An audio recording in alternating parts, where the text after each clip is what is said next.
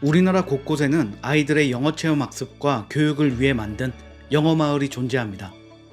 영어는 세계 대부분의 국가에서 공통적으로 쓰는 언어이기 때문에 우리나라에서 영어를 배우기 위해 영어 마을을 운영하는 것은 그렇게 신기한 일은 아닙니다.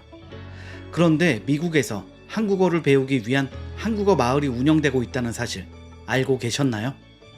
바로 미국 미네소타주에서 운영 중인 코리안 랭귀지 빌리지입니다. 미국에서 운영 중인 한국어 마을이라니 우리 한국인이 보기에도 조금은 신기한 일입니다. 한국어는 아직 세계에서 공통적으로 쓰이는 언어가 아니기에 오로지 미국인들의 한국에 대한 관심을 기반으로 운영되는 것이기 때문입니다. 코리안 빌리지는 미취학 아동부터 고등학생까지 입주가 가능하며 2주에서 4주까지 몰입형 외국어 교육을 받을 수 있는데요. 아직은 세계적으로 널리 쓰지 않는데도 한국어를 배우고자 하는 미국인 아이들이 많다는 것, 이 사실이 시사하는 바가 굉장히 크다고 생각합니다. 미국의 외국어 교육기관 중 가장 큰 규모를 자랑하는 콩코르디아 언어 빌리지, CLV라는 이름으로도 부르는데요. CLV는 미네소타주 콩코르디아 대학이 운영하는 비영리 교육기관으로 한국어를 비롯해 총 14개 외국어를 가르칩니다. CLV에서 한국어를 개별적으로 가르친 것은 1999년부터입니다. 99년 이후 한국어 과정에서는 약 3,000명 가까이 되는 외국인들이 졸업했다고 합니다. 원래 한국어 빌리지는 2018년 이전까진 러시아 빌리지의 건물을 빌렸었다고 하죠. 그런데 갈수록 미국 내에서 한국어를 배우고 싶어하는 수요가 많아지면서 한국어 빌리지가 독립된 기관으로 따로 생겨난 것입니다. 2018년 한국어 빌리지 착공 기념 인터뷰에서 CLV의 최고 경영자인 크리스틴 슐츠는 이렇게 말했습니다. 최근 5년 동안 미국에서 외국어를 배우려는 열기는 시들해졌는데 거의 유일하다 싶을 정도로 한국어에 대한 관심이 커졌다. 한국어 빌리지 여름 캠프의 경우 80명 정원이 2월에 진작 마감되었고 대기 인원만 수십 명에 달했다. 미국 내에 불고 있는 한국어 배우기 열풍을 언급하며 한국어 빌리지 건물을 짓는 것에 대한 소감을 밝힌 것인데요. 한류의 영향이 커지면서 그만큼 미국에서 한국어 교육을 받고 싶어하는 이들이 많다는 이야기를 공식적으로 인증한 것입니다. 한국어 빌리지는 10여 동의 건물로 구성되어 있는데요. 숲속의 호수라는 이름으로 불립니다. 자연 친화적 캠프 분위기로 운영되며 각 건물에 붙은 간판에도 한글만 적혀있죠. 학생들은 오롯이 한국어로만 말하고 한국의 전통 복장을 하고 지내게 됩니다. 연극, 드라마 등 다양한 한국 대중문화 체험도 즐길 수 있는데요.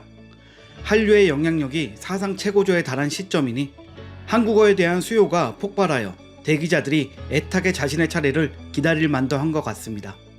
한국어 빌리지 초대 촌장은 로스킨 컬럼비아대 한국어과 교수인데요. 킹 교수는 한국어에 대한 수요가 늘고 있지만 아직 만 18세 이하 청소년이 한국말을 배우기는 쉽지 않다며 한국어 빌리지는 미국 50개 주 청소년에게 열려 있다고 말했습니다. 미국인 누구든 한국어를 배우고자 하는 이에게 기회를 주고자 한국어 빌리지를 만들었다는 것이죠.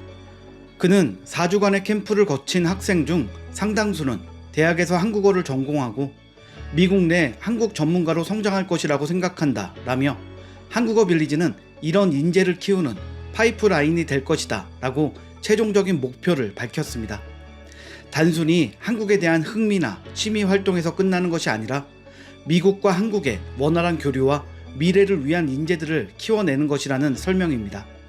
그렇게 시작한 미국 내의 한국어 마을 코리안 빌리지는 현재까지 수천 명의 졸업자를 내면서 성공적으로 운영되고 있습니다. 어느 정도의 인기냐면 최근에는 숲속의 호수에 등록하는 것이 BTS의 콘서트 티켓을 사는 것만큼이나 어렵다는 말이 나올 정도라고 하는데요. 참가자의 대부분은 한인들이 아니고 본토 미국인입니다.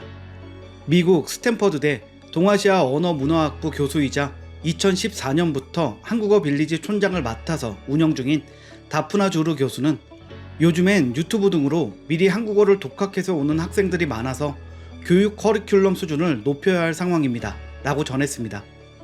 미국인들은 짧은 자막도 읽기 싫어한다고 하죠. 그런데 생소한 외국어인 한글과 한국어를 독학하는 걸로도 모자라 한국어 마을에 등록하고자 하는 이들이 늘어나고 있다는 게 참 신기합니다. 사실 미국에서 한류가 인기가 있다는 것은 알아도 한국에 대해 얼마나 관심을 가질까? 한류에 대한 관심이 한국 자체에 대한 관심으로 이어지는 경우가 얼마나 될까? 이게 궁금했을 한국인들이 정말 많을 텐데요.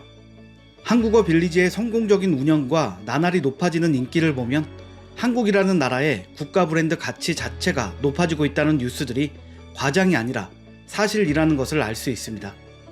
주루 교수는 우리 한국과의 인연도 엄청난데요. 그녀의 남편은 태권도 사범이고 그녀가 처음 한국에 관심을 갖기 시작한 것도 태권도를 통해서였다고 합니다. 어린 시절 영화를 본 뒤 관심이 생겨 동네 문화센터의 한 무술 수업에 등록했는데 그게 바로 태권도였다고 합니다. 1993년에는 태권도 검은띠를 따겠다며 무작정 한국을 찾았다고 하는데요.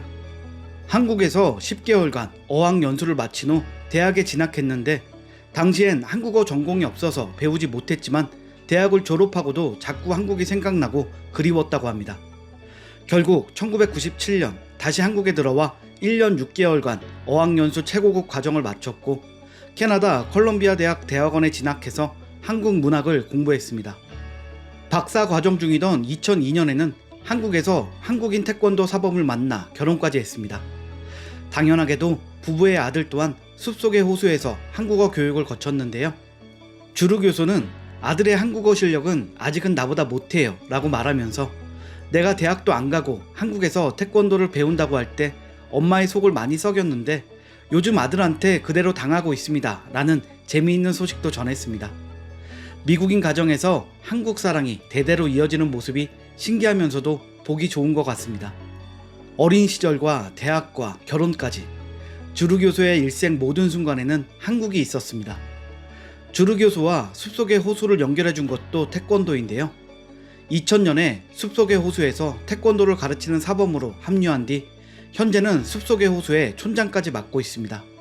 그녀는 최근 인터뷰에서 개인 연구 활동도 세계 여행도 다 포기하고 거의 매년 여름방학을 숲속의 호수에서 보내고 있다. 그런데도 이 일을 그만둘 생각은 없다 라고 말했는데요. 한국에 빠져도 단단히 빠진 듯합니다. 이런 프로그램을 통해 다음 세대에게 또 다른 기회를 줄 수 있을 거라고 생각해요 라는 말에서 그녀의 한국 사랑과 자신의 일에 대한 자부심을 느낄 수 있는 것 같습니다. 주루 교수는 미국 내에서 한국어 교육에 대한 수요가 늘어나는 것은 너무 축하할 일이나 해결해야 할 과제도 존재한다고 말했습니다. 한국어 마을에는 기숙사가 없어요. 그래서 러시아어 마을에 기숙사를 빌려서 사용하고 있죠. 한국에서도 관심을 조금 더 가져주면 정말 좋겠습니다 라는 말에서 한국을 좀 더 제대로 알리고픈 열망이 느껴집니다. 그녀는 숲속의 호수는 미국에서 유일하게 공식적으로 친한파를 배출하는 프로그램입니다. 그런데 한국 정부나 기업들의 지원이 너무 부족합니다 라며 한국인들도 이 프로그램에 관심을 가져주기를 기원했습니다. 어린 시절의 기억은 평생을 가는 경우가 많죠. 미국 현지에서 한국을 좋아하는 인재들을 양성하기에 좋은 시스템이 이미 마련되어 있으니 앞으로 우리나라도 코리안 빌리지에 대해 관심을 가지면서 도움을 주고 더 발전시키면 좋을 것 같습니다. 오늘 영상은 여기까지입니다. 구독과 좋아요 눌러주시면 영상 제작에 큰 도움이 됩니다. 시청해주셔서 감사합니다.